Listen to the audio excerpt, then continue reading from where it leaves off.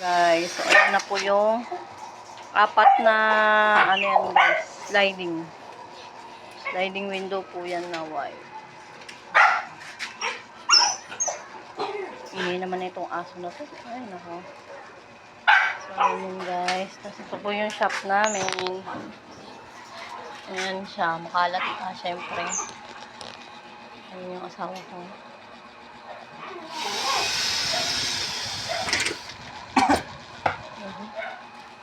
Ito po yung buong shop namin guys. Dito yung mga aluminum na sa taas. Sa taas. Then nandito po sa gilid. Ayan.